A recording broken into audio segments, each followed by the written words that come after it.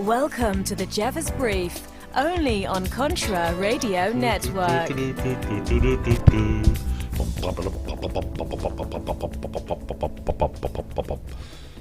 All right. Welcome to another episode of the Jeffers Brief. I'm your host, John Jeffers, here at the Contra Radio Network, also on KYAH 540 AM out of Delta, Utah, Utah's Talk Authority. Welcome to the show.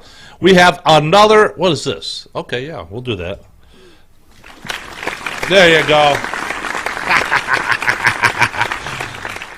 My virtual studio audience. You know, today we've got some stuff we want to talk about. You know, gosh, so many things. I got an interesting post from a longtime listener down in Texas. He said, "Oh, CRN's gone political. I suppose I should weigh in."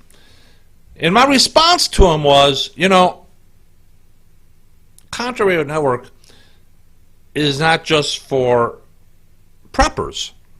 It's for patriots as well.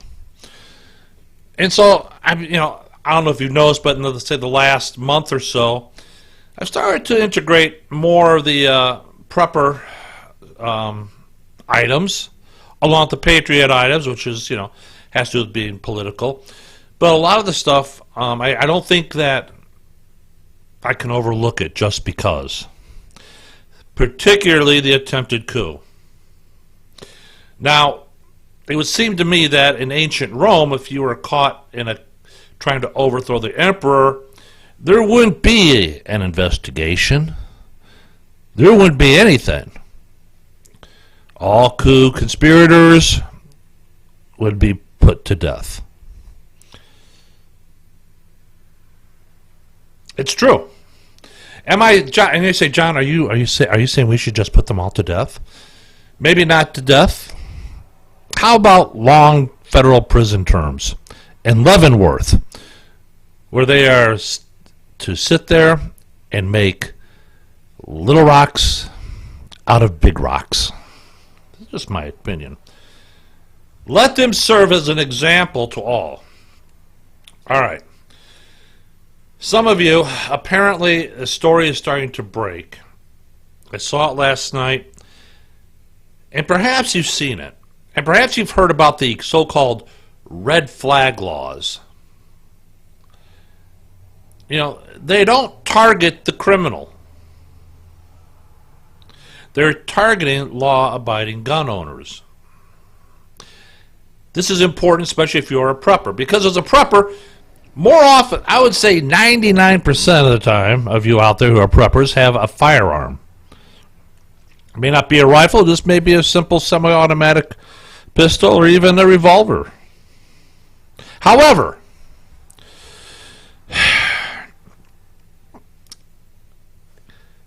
Antifa, whom I detest, have sit there and they have used the red flag laws. I believe it is in the state of Washington. I'm trying to locate the information. In Washington State, Oregon. And they called it on their political opponents. They threw the red flag on their political opponents. This is what we can expect from red flag laws. Again, great idea. Unfortunately, as the longer you've been alive, the more you can attest to this, and that is the path to hell is paved with good intentions. And it is so true of so many leftist ideas. On surface they look great. But you give it a little bit, just a little bit more thought, a little bit more looking into it, and you start to realize, no. Because with socialism, you can vote your way into socialism, but you have to shoot your way out.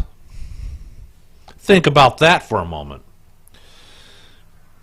So, I did some looking up, and the American Spectator, Mark Smith, and he actually addressed the red flag laws, how they're going to be the lethal leftist weapons, and we've just already seen it yesterday.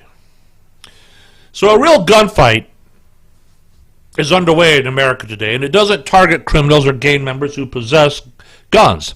It's a fight waged against law-abiding citizens and their right to own and use firearms of their choice for self-defense or other lawful purposes.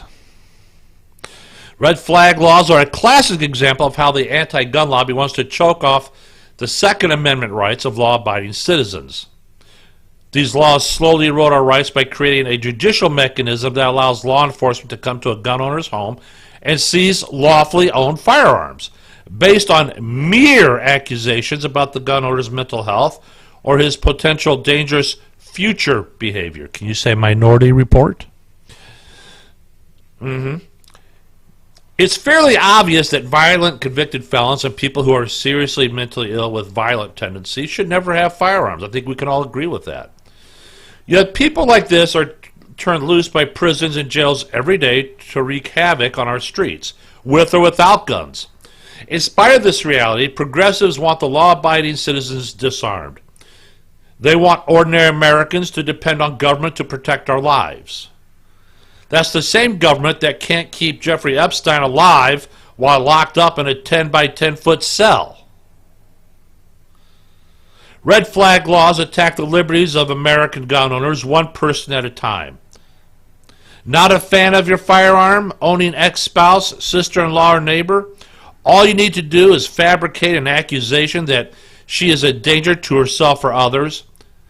All it would take is one person who holds a grudge and is willing to make a phone call articulating a credible story. Red flag laws empower agenda-driven psychologists, police, politicians, and attorneys to move quickly against gun owners with court orders to seize firearms with virtually no due process for the accused. If such laws keep getting passed, gun confiscation could happen to anyone. Red flag laws place law-abiding gun owners at the mercy of social justice do-gooders and timid judges who will rubber stamp confiscation orders simply because an accuser's allegations meet the straight-face test.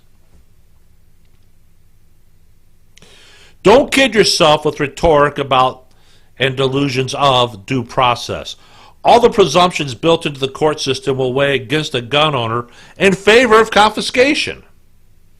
Many proposed red flag laws view having an interest in firearms or having recently purchased firearms as a risk factor in favor of taking away firearms. Any gun owner caught in the net of red flag law will have costly and lengthy legal woes ahead of them. They will likely have to hire a lawyer, take time from work to attend expensive and time-consuming court hearings, and fight to regain their rights and property. They will not be able to recover their costs and legal fees, even if they manage to win in court and recover their guns, whatever condition they are in. Their name will be listed in government registries as someone who was credibly reported as a threat. They will be forever in the system. If you are poor and unable to afford an attorney, then good luck trying to win in court. Let's back it up here. And I want you to listen to this. Even if they manage to win in court and recover their guns, whatever condition they are in, they could turn your firearms and make them inoperable. There's nothing that says they have to, what's that? No. There's nothing that says they have to return the firearm in the condition in which they confiscated it. Think about that. So don't think the legal system can be abused for political reasons. Then perhaps you should be introduced to Special Prosecutor Robert Mueller. Who's to stop an anti-gun activist from lying about you using the authority of a red flag law? They call the NRA a terrorist organization. So doesn't that make members of the NRA aiders and abettors to a terrorist organization in the eyes of many people who hate guns? And if you are allegedly aiding and abetting a terrorist organization, wouldn't that be grounds for calling the cops under a red flag law? Red flag laws will set a precedent for allowing government to micromanage the right to keep and bear arms and convert this constitutional right into a mere privilege granted by the government bureaucrats to only a select few. These proposed laws tap into legitimate fears. Nobody wants to face a maniac wielding a gun, or any weapon for that matter. But gun grabbers aren't interested in giving law enforcement agencies the resources they need to take guns from convicted felons, nor will the left likely endorse calls for greater use of civil commitment for the mentally ill. And activists certainly do not want to allow ordinary Americans, who are the real first responders to any violent attack, to be armed to fight back against violent, evil thugs. No, those railing against gun ownership wants to disarm all of society, but most particularly conservative red state Americans. Red flag laws are their latest effort to do just that, one gun owner at a time. Mark Smith is correct. He is correct in his assessment. Think about this. Oh, hey, did you hear about AOC, the ass of Congress? 29-year-old bartender lectures a Navy SEAL on how to handle firearms. Communist Representative Alexandria Ocasio-Cortez. Some call her AOC because it's cool and hip. I call her the ass of Congress. On Wednesday, lectured Congressman Dan Crenshaw, Republican of Texas. Perhaps you've seen him. He's the veteran who wears an eye patch. He actually lost it serving his country. Anyway, she lectures him on how to handle firearms. Now, Crenshaw served as a Navy SEAL for 10 years, including 5 tours of duty in the Middle East and South Korea. Crenshaw lost his right eye in 2012 after an IED detonated near him in this Afghanistan. But the 29-year-old bartender knows more about firearms and the Second Amendment than Crenshaw. It started out like this. Crenshaw defended the Second Amendment on Tuesday after yet another story about an armed woman who defended herself from 5 men tried to rob her. Crenshaw tweeted out, "Situations like this story are why we protect the Second Amendment." Side note, with universal background checks, I wouldn't be able to let my friends borrow my handgun when they travel alone like this. We should make felons out of people just for defending themselves. That's what he says. However, AOC dropped in as if she's the expert and lectured Crenshaw. She tweets back to him, "You are a member of Congress. Why are you lending guns to people unsupervised who can't pass a basic background check? The people you're giving a gun to have likely abused their spouse or have a violent criminal record, and you may not know it. Why on earth would you do that?" Well, Crenshaw did respond to the ass of Congress on Wednesday afternoon and crushed her. He says, "Just so I'm clear, you think my friends are domestic abusers and criminals? Seriously, that's your argument? That they can't pass a background check? Wrong. People lend guns to friends, especially if they don't own a gun, for self-defense and hunting purposes. This is America outside of New York City." There you go. Now, you probably have not even seen this little bit of article here. Dinesh D'Souza. I like Dinesh D'Souza. He's a man who sticks by his guns. Literally sticks by his guns, won't back down. Hey, by the way, if those of you that are watching the video, you like the hat? You can get the same hat. Different colors, though, if you wish. Just go to the Contra Radio Network, the CRN store. Let's look for it at queensboro.com. You'll find our store there. You can get all kinds of shorts, shirts, hats, winter hats, whatever. You can get them there. Plus, every time you buy something, it helps support Contra Radio Network and all the shows we have here.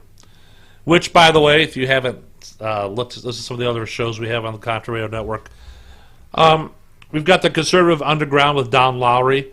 You might want to listen to him. We got the prepper guy himself, Mark Boyle. Mark and Don live in free America. That'd be Arizona.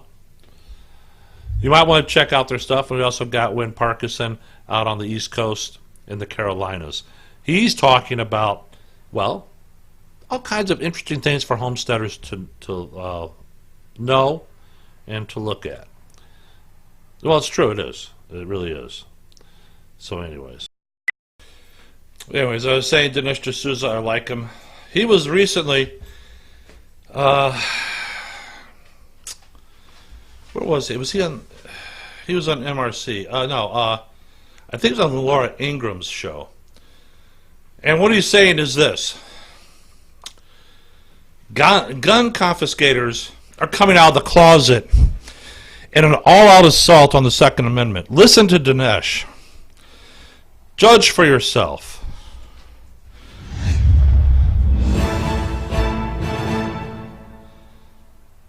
Well, I think that this vindicates kind of what the NRA has been warning from the outset.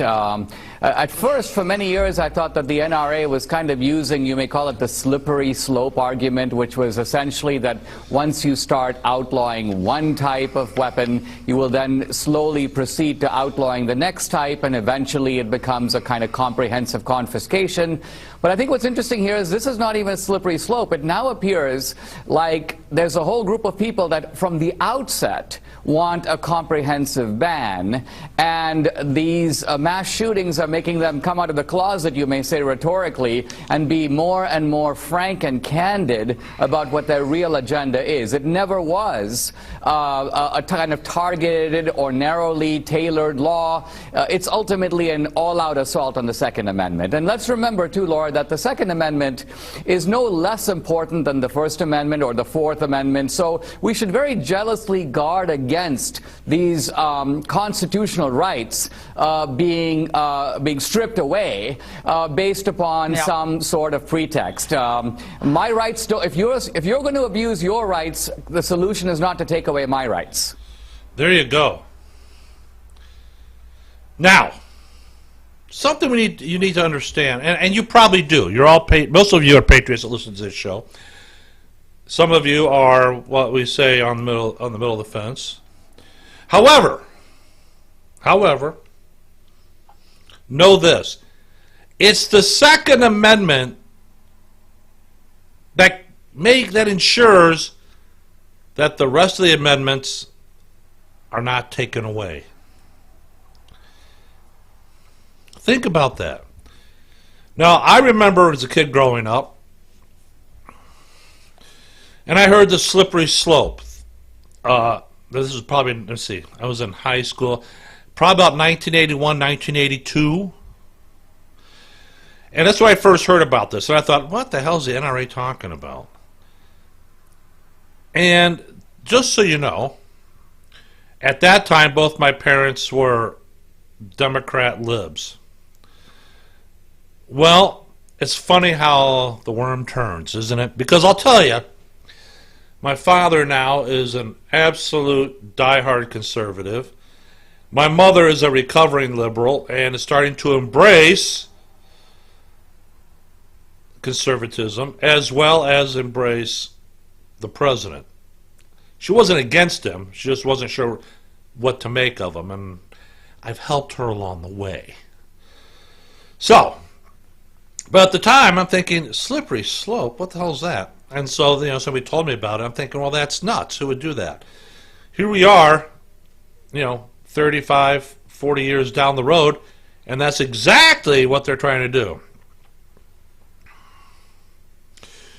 You got Democrats demanding, gun buybacks and other gun ownership encroachments.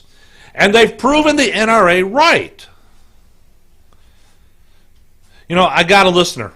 Sometimes he does the show with me. He hasn't done it in a long time because, well, never mind. We won't go into that. Brandon T. He keeps saying, they're not coming for your guns, Brandon. You're just paranoid. He said that about a year ago, and on occasion he'd reiterate it. And I'm thinking, you're a nut. You know what? I apologize to you, Brandon, publicly and openly. You are correct.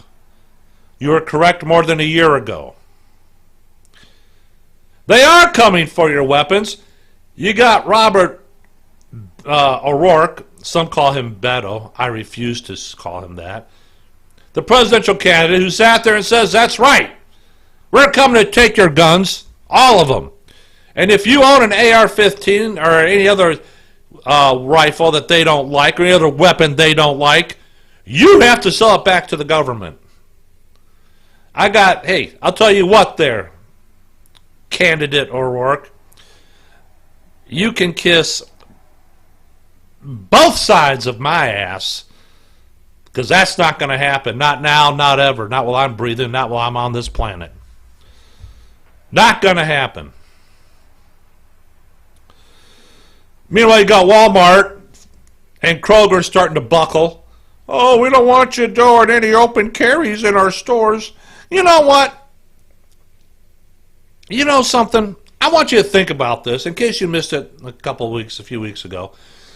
Yes, there was the mass shooting at Walmart in El Paso, Texas. What is one thing Walmart has in all the stores, at the back of the store in the sporting goods? They have guns. I have yet to hear of one person in El Paso, Texas, one that wasn't carrying that day and didn't shoot him, because apparently no one did or was carrying.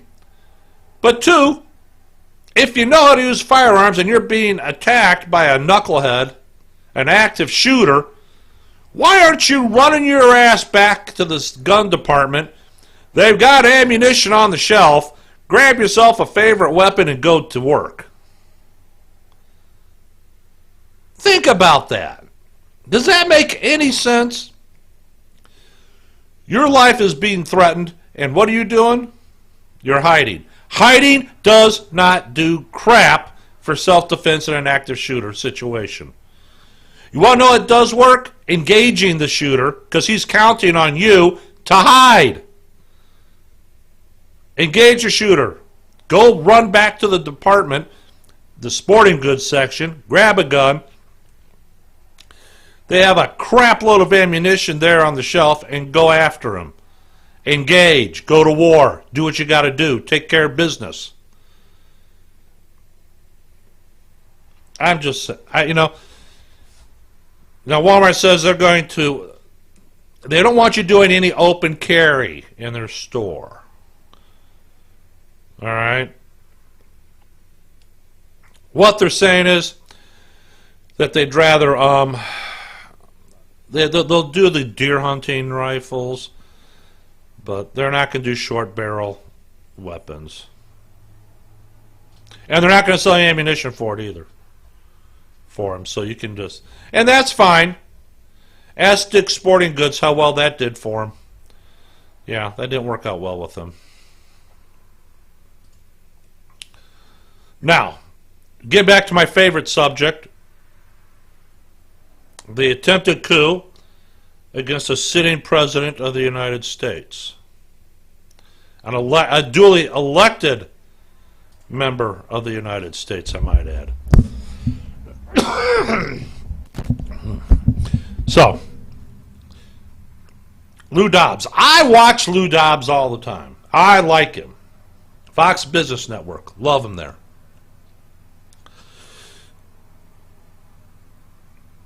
A couple nights ago, Lou Dobbs asked former acting Attorney General Matthew Whitaker, where are the Scope Memos? It's been 103 days. Where are the Scope Memos?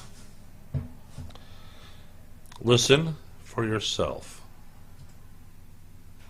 Joining us with more on the Justice Department, whether it's posing as transparent or actually working toward that end, blocking the public's view certainly of the many unanswered questions about Spygate, former acting U.S. Attorney General Matthew Whitaker. Matt, great to have you with us. Thanks for having me tonight, Lou. As you may gauge, I'm a little frustrated with a Justice Department that is moving with so little urgency. So am I. And I have every reason to believe that that William Barr is the right man at the right job at the right time. There are too many people I respect immensely who believe that for me to, I accept that. What I can't accept is any more of this nonsense. There's nothing transparent. Why would, for example, we not have the Scope memos in front of us right now? Why would that not be in front of the American people? Right. I'm surprised that they weren't part of Mueller's report. He seems to put every other word into that report in the 448 pages that we saw. And those Scope memos are something that I think would illuminate some people as to what the investigation was and what it wasn't. One of the we think there were two. There were three. There were Scope memos, and one of the things that we will learn. One of the things that we will learn in those memos is what crimes were being investigated, and I think to some extent it may or may not help us with the origins of this investigation. You know what? But here's you know what we don't need to. You know what we do need? We need the right as Americans. Yeah. To see these documents. We don't need some elitist nonsense attorneys sitting in some government office deciding who the hell we are and what the hell they are. We can agree on one thing that Barr did in the Mueller report should apply to also these scoping memos, and that is to make sure that those that were not implicated or charged with a crime are not named as targets or subjects of this investigation. Because that's what I fear. We have the President of the United States. And I don't think we should have. And I think part 2 of the Mueller report was not only unnecessary, but I think it sets a dangerous standard that now we vet all of the evidence we find against people that are being investigated that aren't charged, and that is very dangerous. Let me ask you another question. We now have Scope memos, not 2, maybe 3, maybe more. Who knows how often they were adjusting and innovating in the witch hunt, but we also don't know what happened to the Wiener laptop. With all of those emails, all of that evidence, we don't know why the NSA hasn't provided those 33,000 missing Clinton emails and why that isn't available to the American people.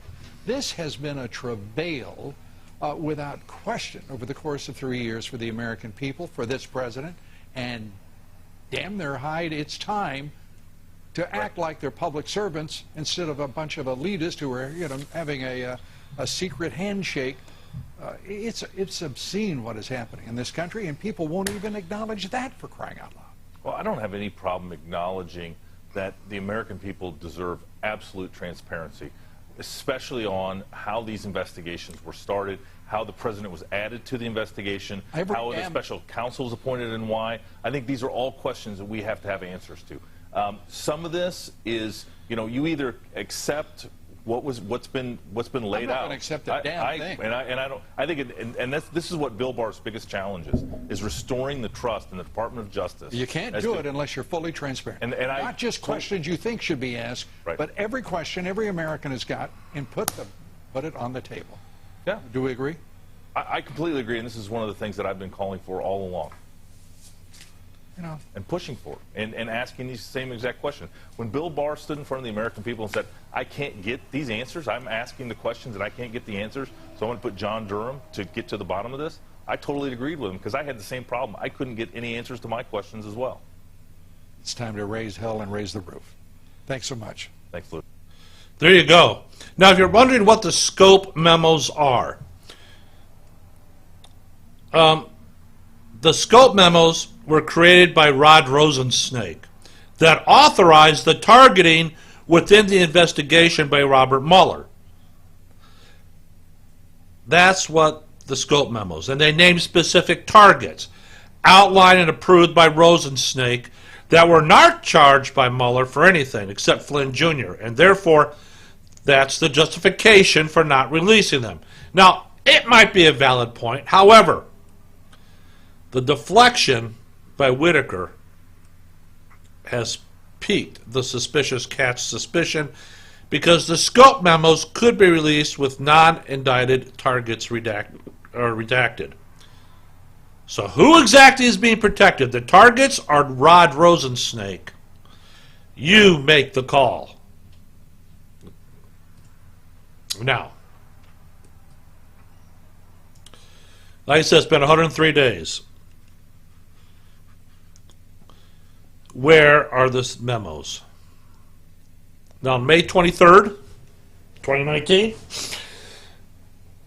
POTUS Trump gave U.S. Attorney General Bill Barr full authority to review and release all the classified material hidden by the DOJ, the FBI, State Department, CIA, the FISA court, and aggregate intelligence apparatus 103 days ago. So, the Mueller investigation authorized on May 17, 2017. A Mueller investigation that concluded 6 months ago, yet we are not allowed to know what the authorizing framework was, nor the second DOJ scope memo of August 2nd, 2017, nor the third DOJ scope memo of October 20th, 2017. The released Weissman-Mueller report showed that there are 2 additional scope memos authorizing specific targeting of the Mueller probe. The first scope memo was August 2nd, and is an important part of the puzzle that helps explain the corrupt original purpose of the special counsel. The second scope memo was issued by Rod Rosensnake to Mueller on October 20th, 2017. The transparent intent of the second scope memo was to provide Weissman and Mueller with ammunition and authority to investigate specific targets for specific purposes. One of the targets was General Michael Flynn's son, Michael Flynn Jr. Now, what's going to happen here? This is the highlight. I'm looking at a highlighted portion found on page 12 and 13 of the Weissman report. I'm going to read it to you, and it's going to give you a chance to fully absorb the intent. The corruption is blood boiling. On October 20th, 2017, the acting Attorney General confirmed in a memorandum the special counsel's investigative authority as to several individuals and entities. First, as part of a full and thorough investigation of the Russian government's efforts to interfere in the 2016 presidential election, the special counsel was authorized to investigate the pertinent activities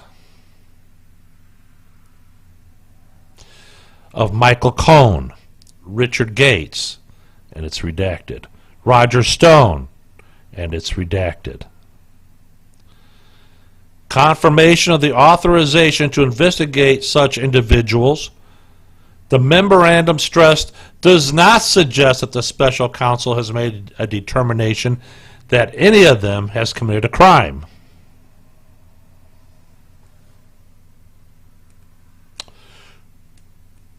I know what you're thinking. I'm holding it back. Second, with respect to Michael Cohen, the memorandum recognized the special counsel's ability to investigate leads relate to Cohen's establishment and use of Essential Consultants LLC to receive funds from Russian-backed entities. Third, the memorandum memorialized the special counsel's authority to investigate individuals and entities who were possibly engaged in jointly undertaken activity with existing subjects of the investigation, including Paul Manafort. Finally, the memorandum describes an FBI investigation opened before the special counsel's appointment into allegations that then Attorney General Jeff Sessions made false statements to the United States Senate and confirmed the special counsel's authority to investigate that matter.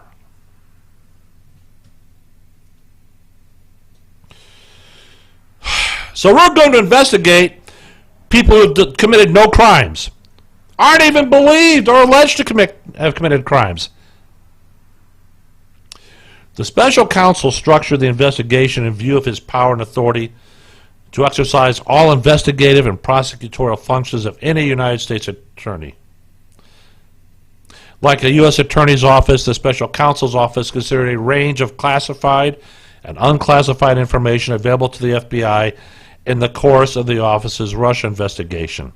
And the office structured that work around evidence for possible use in prosecutions of federal crimes, assuming that one or more crimes were identified that warranted prosecution.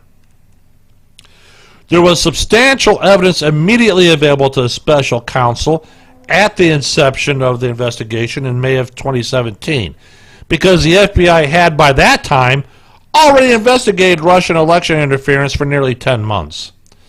The special counsel's office exercised its judgment regarding what to investigate and did not. For instance, investigate every public report of a contact between the Trump campaign and the Russian-affiliated individuals and entities. The second scope memo allowed Weissman and Mueller to target tangentially related persons and entities, bringing in Mike Cohn, Richard Gates, Roger Stone, and Michael Flynn Jr. Additionally and strategically, you'll see why, this memo established the authority to pursue jointly undertaken activity. What the hell is that?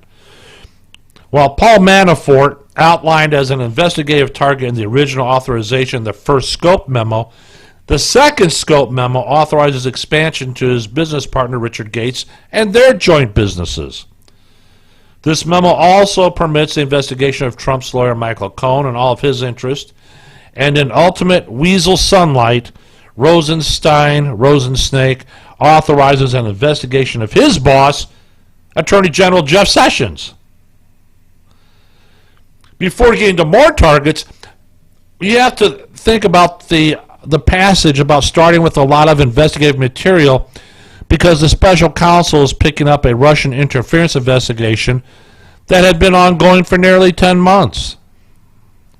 I would also note that the conservative treehouse, all of the illegally extracted FISA 702 query 16 and 17 database search results would be part of this pre-existing investigative file available immediately to Weissman and Mueller. However, in order to use the search query evidence, Weissman and Mueller would need to backfill some alternate justification. That is, they have to find another way to rediscover the pre-existing results.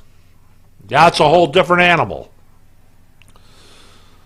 The four identified targets within the original July 2016 investigation, Operation Crossfire Hurricane, were George Papadopoulos, Michael Flynn, Paul Manafort, and Carter Page.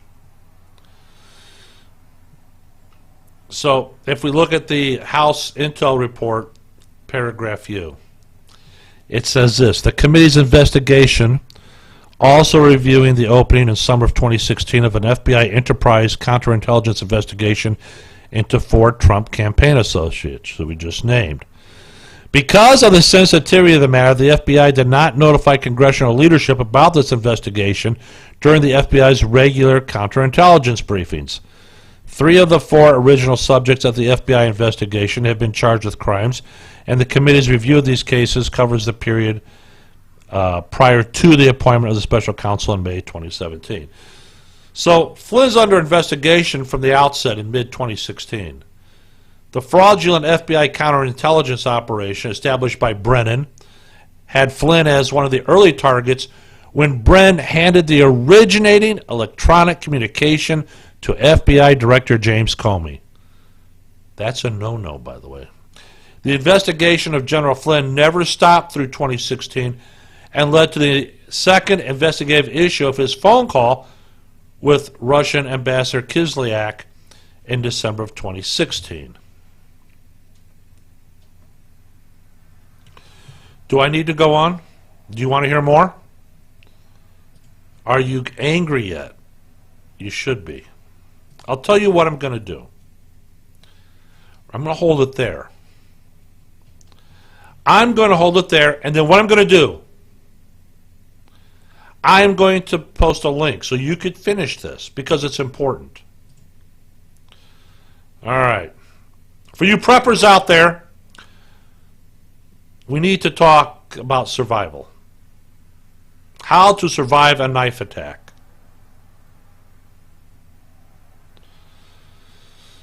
Knife attacks are freaking scary. Knives are available anywhere. They're easy to hide. Quick to put into action. Extremely effective in close quarter. A knife is every bit as lethal as a gun once someone has closed the gap with you, and that part is often something you can count on occurring no matter how hard we try to avoid it. Right, preppers? Most traditional martial arts techniques for dealing with a knife attack are less than useless. Flashy, stiff, and ritualized procedures won't cut the mustard before you get cut. Wounds from knives and other stabbing weapons pile up quickly, reducing your ability to fight back while increasing the speed with which you bleed out. All self-defense is high stakes, but defending against a knife-wielding attacker might be the riskiest of all. Despite the common advice to just run away, you probably won't be able to. When the fight is on, especially, escape is usually impossible without stunning or incapacitating your attacker or sacrificing your pound of flesh. What you need to do instead is disable the knife by any means necessary and then reduce your attacker's capability to fight. We're going to talk to you about a few foundational techniques to do just that before getting turned into dog food. Let's talk about the priorities, reality, and common sense. You know, if you are a mind your own business civilian type, and I mean specifically someone who does not run toward danger without a cause, look for trouble, or stack bad men up like sandbags for a living, your only priority is to keep your ass alive so you can go home to your family and the people that depend on you. And of course, keep those same people out of danger when it threatens, right?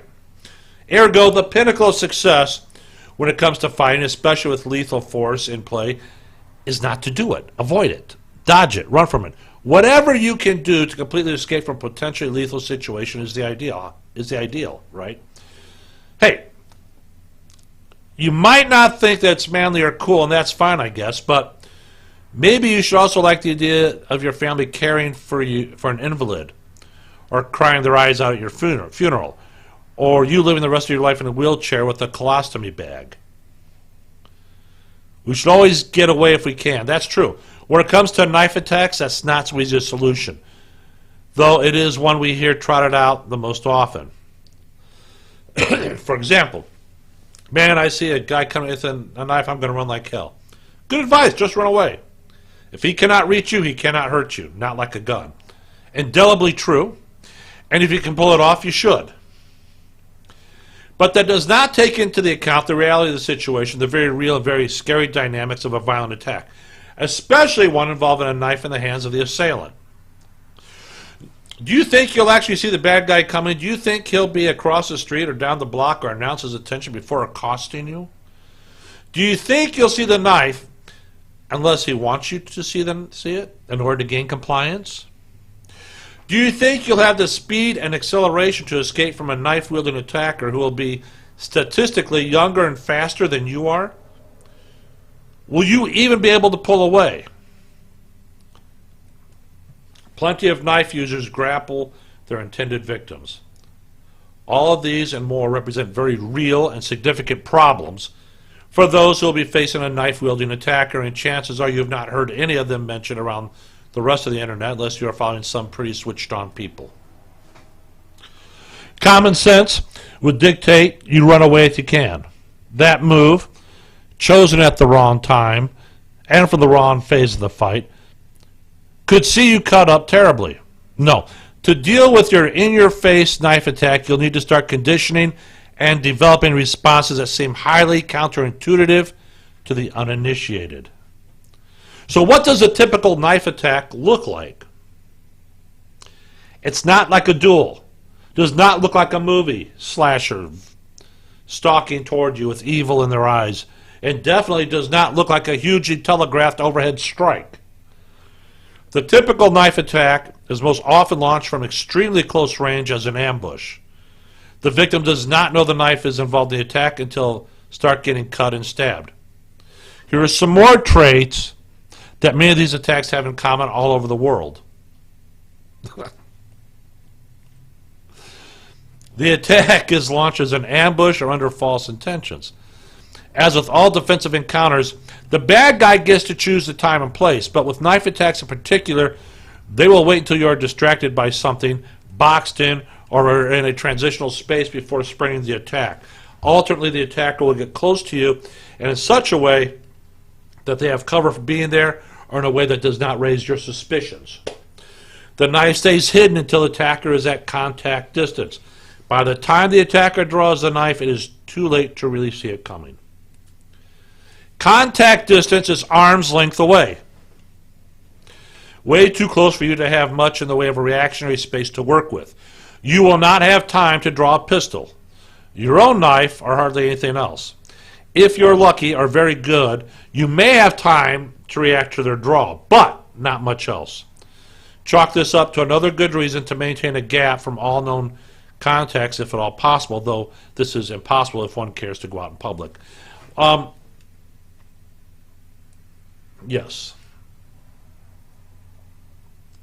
The gap. The attacker will initiate the attack with their non-knife hand. The attacker's free hand is used alternately to strike or latch onto you. This will both protect their weapon from you as well as serve as a sort of red herring for your conditioned response. Got it? If you react to an empty hand with a defensive maneuver, the knife has a much higher chance of scoring a severe first hit. After making contact to grab you, the attacker will apply pressure to keep you off balance and keep their blows coming. Knife attacks are extremely brutal.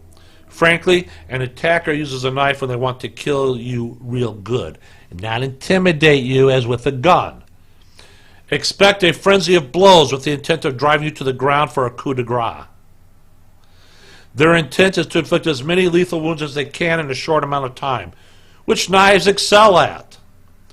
Even among the violent ones on the margins of society, a knife attack will be beyond horrible in its ferocity and murderous intent. Rapid-fire stabs are the MO, modus operandi, not slashes. It is commonly seen in prison knife attacks and elsewhere where they have been captured on film. A knife-wielding attacker will often stab as quickly as they can along various paths to score as many hits and create as many wounds as they can. Attacks may start high and go low, or start low and go high. This repetitive stabbing is often referred to as a sewing machine motion, or just like a sewing machine. It is not fancy, but nothing fancy is needed to kill with a knife. A knife attack will usually conclude as quickly as it starts. The vast majority of knife attacks will be over in half a minute. Many won't last a quarter minute. That's 45 seconds for you victims of public schools. Some knife attackers will halt their attack early over fear of being caught, especially if you are making a good show of defense. Others will not and will press on as long as they have in order to kill you unless stopped first. In summary, a knife attack will be launched from bad breath distance when you don't see it coming and don't expect it. You will not be able to run without being wounded if you can run at all. You may take several wounds by the time you're even able to react to the attack. The attacker will attack you relentlessly and at speed in a bid to kill you before any resistance can be mustered. So you must have the skills to fight back and defend yourselves. What about martial arts? All right, the very systems that sprang from historically blade-oriented cultures, nothing could be better than that, right? Wrong, wrong, wrong. The failures of traditional martial arts for knife defense. You know, much of what is taught as standard procedure for knife defense originates from various traditional martial arts systems, especially those that are blade-centric, as with those found in the Philippines. Many there may be considerable merit in many of these systems and individual techniques. As a class, much of it is unsatisfactory for real-world interpersonal violence. Why? It's simple. So much of what is taught for use in a dojo by people engaging in the same system in a dojo, nowhere else except perhaps a formalized tournament or a competition.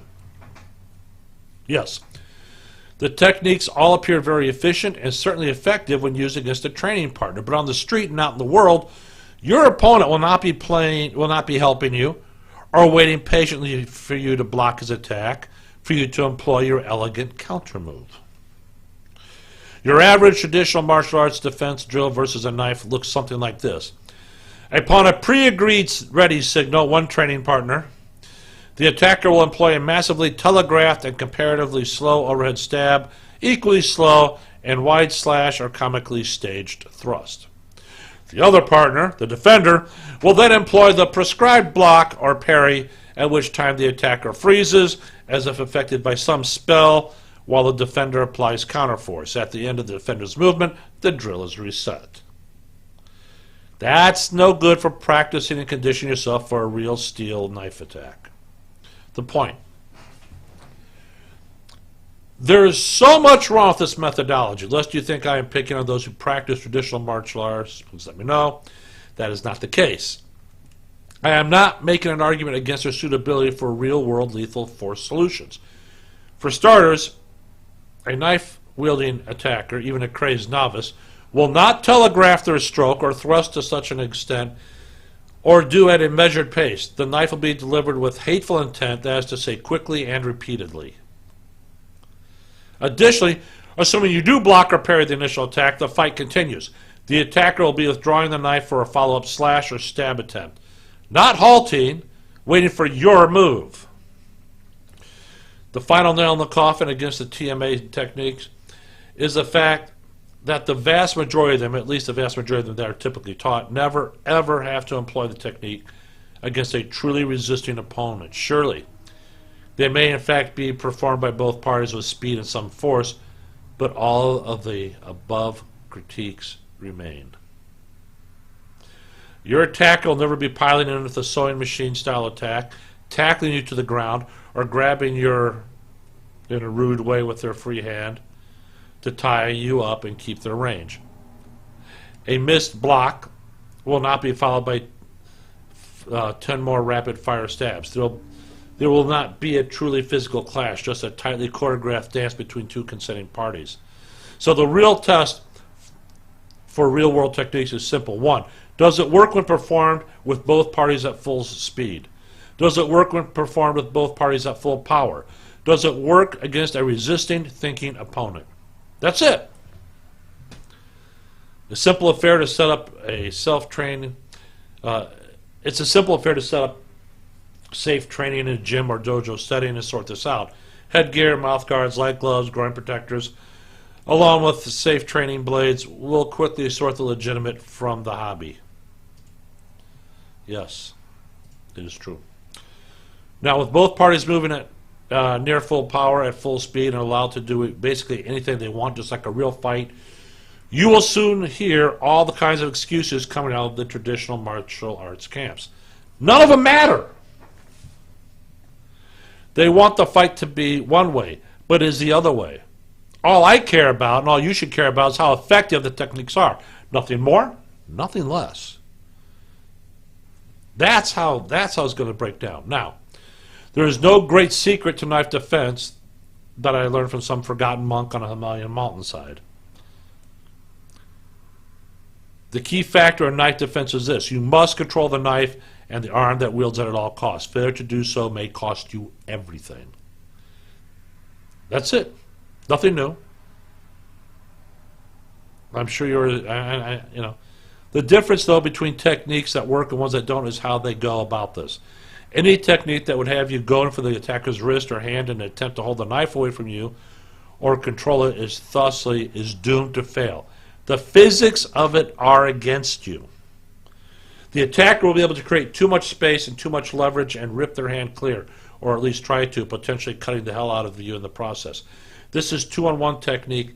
Also does nothing to contain or address their free hand, which will be put to use, working you over by producing another weapon.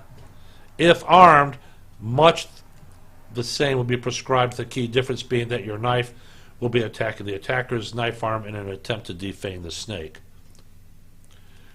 Disarming the attacker, as it is called in the Filipino systems. While this certainly works better, a failure still results in the same thing. The attacker retains his weapon and has enough of his wits and options about him to keep attacking.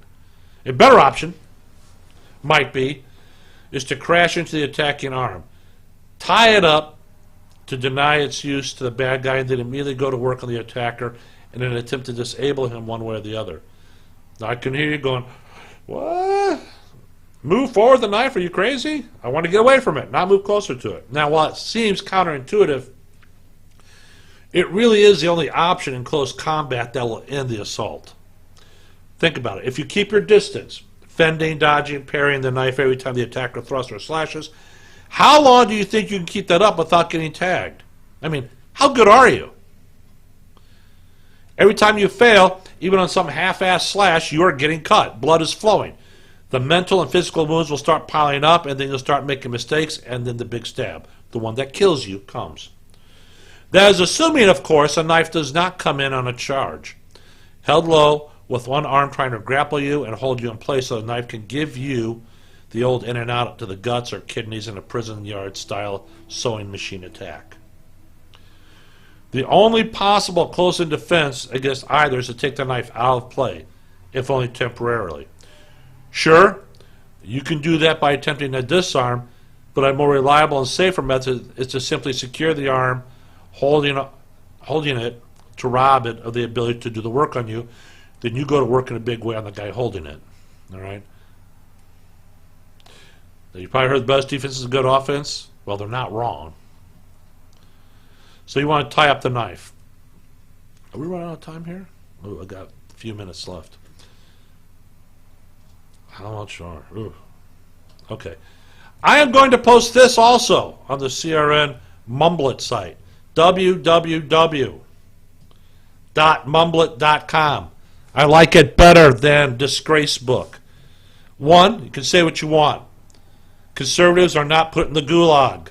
Your account isn't suspended. You're not given warnings for violations of the community standards in effect at that particular day on that particular time.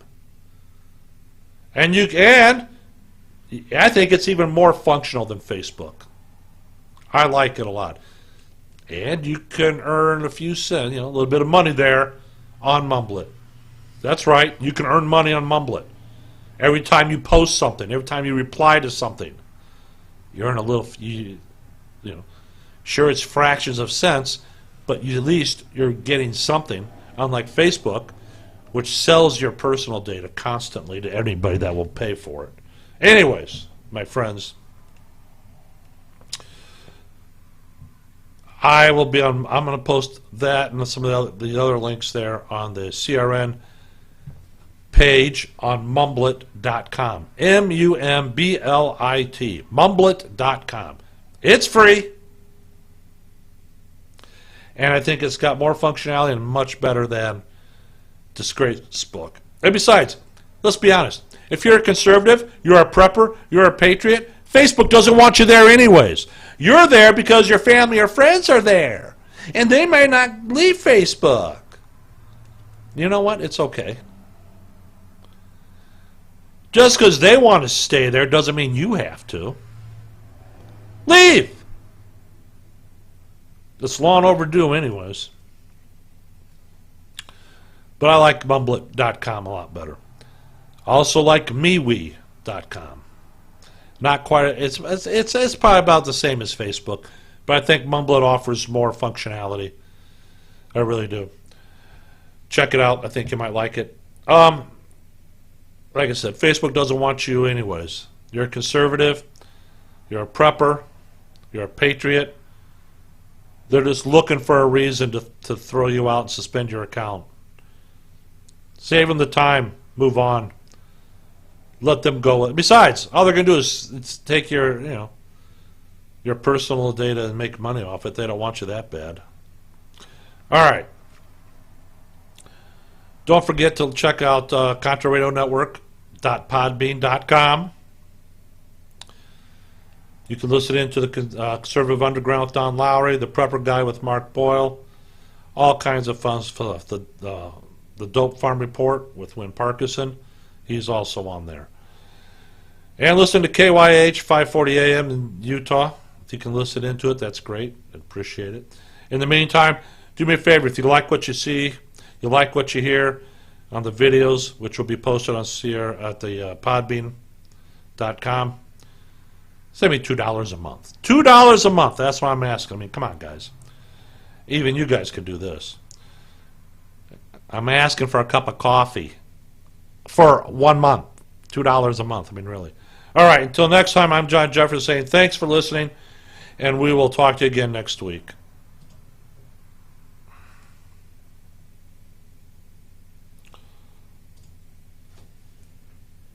Have a good one.